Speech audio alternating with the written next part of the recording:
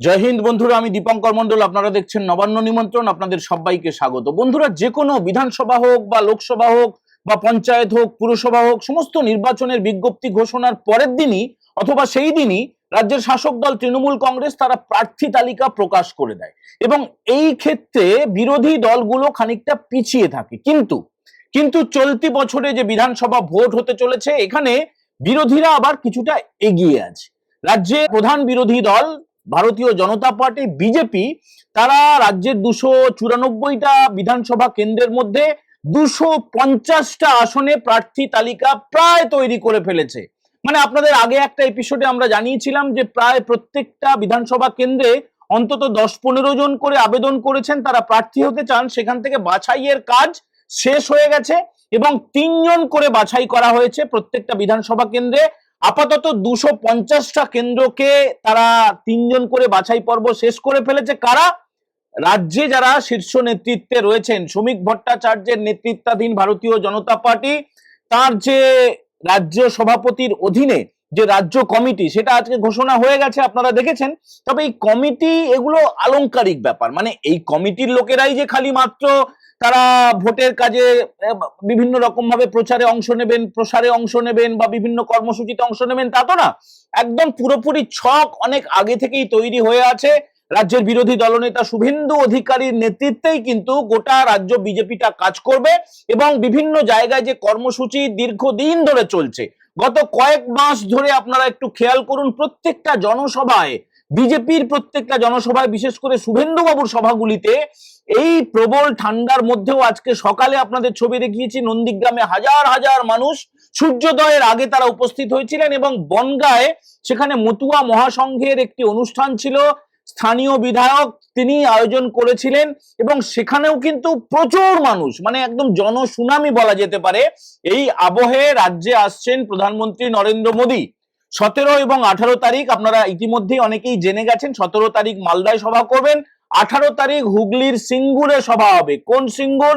যে সিঙ্গুরে ডিনামাইট দিয়ে একটা কারখানা উড়িয়ে দেওয়া হয়েছিল, কারখানায় এখন নাকি সর্ষে চাষ করা হয়েছে, জমি অধিগ্রহণ হয়ে গিয়েছিল, কারখানার 90% কাজ হয়ে গিয়েছিল। রতন টাটা, যিনি টাটা কোম্পানির শীর্ষ পদে ছিলেন, তিনি নিজে চেয়েছিলেন এখানে ছোট গাড়ি তৈরি করবেন এবং সেই কারখানাটা পুরোপুরি চলে গেল, ন্যানো কারখানা চলে গেল কোথায়? গুজরাটে, সানন্দায়। সেসব এখন ইতিহাস হয়ে গেছে। এ রাজ্যের সরকার, মানে তৃণমূল সরকার 2011-এ আসার পরে প্রথম ক্যাবিনেটে মন্ত্রিসভার বৈঠকে সিদ্ধান্ত নিয়েছিল যে কারখানা আমরা করব না। সেই যে শুরু হয়েছিল কারখানা করব না, তারপরে 15 বছর ধরে প্রচুর বিশ্ব বাণিজ্য সম্মেলন হয়েছে এবং গালভরা অনেক কিছু প্রতিশ্রুতি দিয়েছেন, প্রচুর মিথ্যে কথা বলেছেন, কিছু সত্যি কথা বলেছেন, তবে কাজের কাজ কিছু হয়নি। মমতা ব্যানার্জি বলেছেন হাজার হাজার লক্ষ লক্ষ কোটি টাকা বিনিয়োগ আসছে, তিনি বিদেশে বেড়াতে গেছেন, চোর পোটারদের নিয়ে গেছেন, বিভিন্ন রকমের সমাজের বিভিন্ন প্রতিনিধি তার চারদিকে যারা থাকে বলয়ের মতো আলো করে তাদের নিয়ে গেছেন, বিদেশে মিটিং করেছেন। সেটা লন্ডন হতে পারে, সিঙ্গাপুর হতে পারে, ফ্রান্স হতে পারে, দুবাই হতে পারে, বিভিন্ন জায়গায় বিভিন্ন সময়ে সরকারি টাকায় শুধুমাত্র বেড়ানোই হয়েছে, কাজের কাজ আর কিছু হয়নি। এবারে রাজ্যের প্রধানমন্ত্রী আসার পরে বিভিন্ন প্রোগ্রামে তিনি অংশ নেবেন। তবে এই নতুন বছরে 1 মাসের মধ্যে তিনি দ্বিতীয়বার আসছেন। গত 20 তারিখে তিনি রানাঘাটে এসেছিলেন এবং প্রাকৃতিক কারণে, প্রচুর কুয়াশা থাকার কারণে কলকাতা বিমানবন্দরে তিনি ফিরে আসেন এবং সেখান থেকে তিনি বক্তৃতা দিয়েছিলেন। তারপরে 18 জানুয়ারি, চলতি মাসের 18 তারিখে আবার তিনি জনসভা করবেন এবং নিয়ম মেনে সরকারি কর্মসূচিও থাকবে। সেখানে মমতা ব্যানার্জিকে, মানে রাজ্যের মুখ্যমন্ত্রী মমতা বন্দ্যোপাধ্যায়কে আমন্ত্রণও জানানো হবে। যথারীতি তিনি যাবেন না, কনফার্ম তিনি যাবেন না, একদম দায়িত্ব নিয়ে বলছি। চিঠিগুলো আসে এবং মমতা ব্যানার্জি যান না, সেই নিয়মের ব্যতিক্রম হবে না এবারও। সেখান থেকে প্রধানমন্ত্রী কি বলতে পারেন কি না বলতে পারেন সেটা তো সময় উত্তর দেবে। তবে অনুমান করা হচ্ছে যে এ রাজ্যে যে শিল্পের বদ্ধভূমি, যে শিল্পের বদ্ধভূমি সিঙ্গুর অন্যতম একটা প্রতীকী জায়গা, সেখানে দাঁড়িয়ে প্রধানমন্ত্রী নরেন্দ্র মোদী এ রাজ্যে 2026 সালে নতুন সরকার আসার পরে নতুন বিনিয়োগ এবং কর্মসংস্থানের দিশা তিনি দেখাতে পারেন। আর এটা কি কোনো কাজ হবে? কারণ আপনারা অনেকেই সিঁদুরে মেঘ দেখলে ডরান, অনেকেই বলেন যে উন্নয়নের কথা দিয়ে কোনো সরকার এখনো পর্যন্ত ক্ষমতায় আসেনি। তার বড় প্রমাণ তো এই বামফ্রন্ট সরকার। বামফ্রন্ট সরকার তারা শেষের দিকে খুব চেয়েছিল যে ইন্ডাস্ট্রি করব, তারা শিল্প করব, কর্মসংস্থান করব, কিন্তু হয়নি। মানে ভুলভাল জমি অধিগ্রহণ নীতির কারণে তাদেরকে চলে যেতে হয়েছে। সেই যে একদম সেই পান খেয়ে চুনে গাল পোড়ার মতো করে গালটা পুড়েছে, সেখান থেকে শিক্ষা নিয়ে সম্ভবত রাজ্যের মুখ্যমন্ত্রী মমতা বন্দ্যোপাধ্যায় আর তিনি জমি অধিগ্রহণে তিনি হাতই লাগাননি।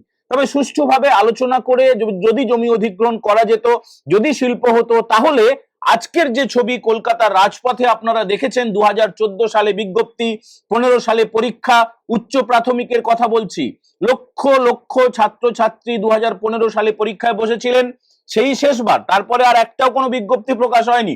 স্কুল সার্ভিস কমিশন, যেই কেলেঙ্কারির নায়ক, যাদের নেতৃত্বে 26,000 শিক্ষক ও শিক্ষাকর্মীর চাকরি চলে গিয়েছে, তো সেই 2016 সালে যে ফল প্রকাশ হয়েছিল তারপর থেকে আংশিক একটা নিয়োগ হয়েছে এবং বেশিরভাগ ছাত্রছাত্রী, মেধাবী, যোগ্য পড়ুয়ারা যারা প্যানেলে নাম ছিল, তারা এই শীতের মধ্যে, এই বৃষ্টির মধ্যে, এই রোদের মধ্যে তারা রাজপথে শুধুমাত্র আন্দোলনই করে যাচ্ছেন এবং সেটা অব্যাহত রয়েছে। আর আর কি ছবি আপনারা দেখলেন? আজকের ছবি, আগের ছবিগুলো বলছি না, আজকের দিনে দাঁড়িয়ে হাজার হাজার লক্ষ লক্ষ আশাকর্মী তারা জড়ো হয়েছিলেন সল্টলেকে স্বাস্থ্য ভবনের সামনে, যেটা মমতা ব্যানার্জির দপ্তর, স্বাস্থ্য দপ্তর। সেখানে গিয়ে তারা হকের বেতন দাবি করেছেন, কোনো আলংকারিক ভাবে সাম্মানিক বা ভাতা নয়। তারা বলছেন যে আমাদেরকে একটা বেতন দাও, আমাদেরকে বেতন কাঠামো ঘোষণা করো। কিন্তু এ রাজ্যের যিনি শাসক দলের সাধারণ সম্পাদক, আমরা বলি আঞ্চলিক তৃণমূল কংগ্রেসের আন্তর্জাতিক সাধারণ সম্পাদক, তিনি হেলিকপ্টারে করে ঘুরতে পারেন, তিনি র্যাম্পে হাঁটতে পারেন, প্রত্যেকটা জনসভা আপনারা টিভি খুললেই দেখছেন। আর টিভি মিডিয়া তো বটেই, হয়তো আমাদের ভিডিওতেও আপনারা এই ছবি দেখতে পাবেন, কারণ এত কোটি কোটি কোটি কোটি টাকা তারা লগ্নি করেছে খবরের কাগজে, টিভিতে, ইন্টারনেটে, ইউটিউবে।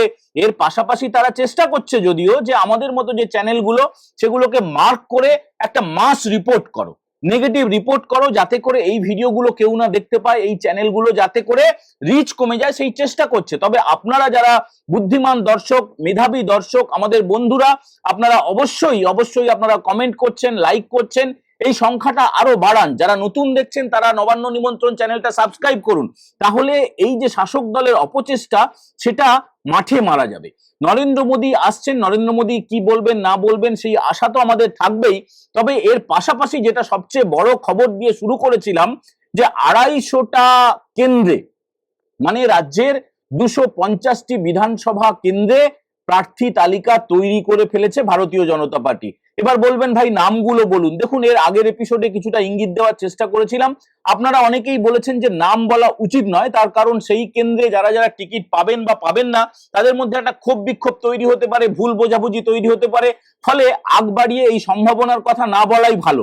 তবে এটা কনফার্ম খবর আপনাদেরকে বলছি যে প্রত্যেকটা বিধানসভা কেন্দ্রে যে 250টা কেন্দ্রকে বেছে নেওয়া হয়েছে, সেখানে 3 জনের তালিকা তৈরি হয়ে গিয়েছে। এই তালিকাটা দিল্লিতে পাঠিয়ে দেওয়া হবে, কেন্দ্রীয় নির্বাচন কমিটি তারা বৈঠকে বসে একজনকে বেছে নেবে। এই যে আজকে কমিটি, নতুন রাজ্য কমিটি ঘোষণা হলো, এখানে বেশ কিছু চমক রয়েছে, নতুন এবং পুরনো, তার একটা ভারসাম্য রাখার চেষ্টা করেছেন শ্রমিক ভট্টাচার্য।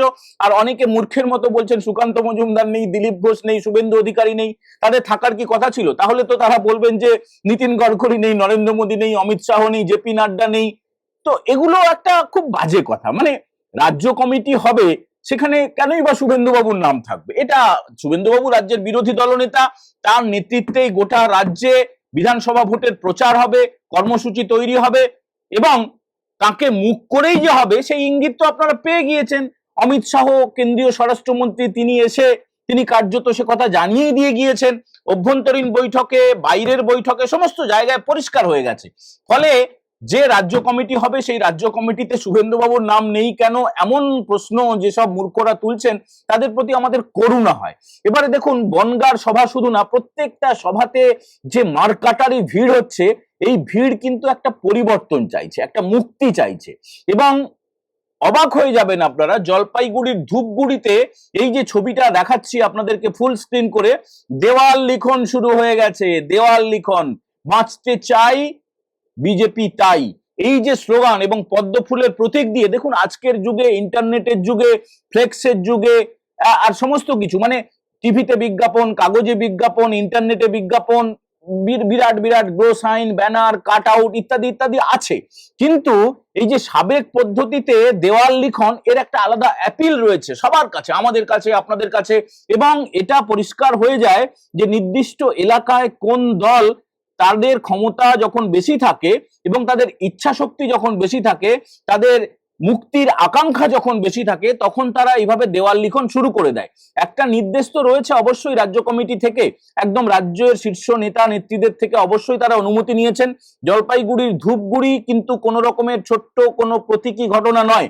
এই দৃশ্য গোটা রাজ্যেই আপনারা কয়েকদিনের মধ্যে দেখতে শুরু করবেন। দেওয়াল লিখন শুরু হয়ে গেল, অর্থাৎ ভোটের আনুষ্ঠানিকভাবে ঘোষণাটুকু মাত্র বাকি।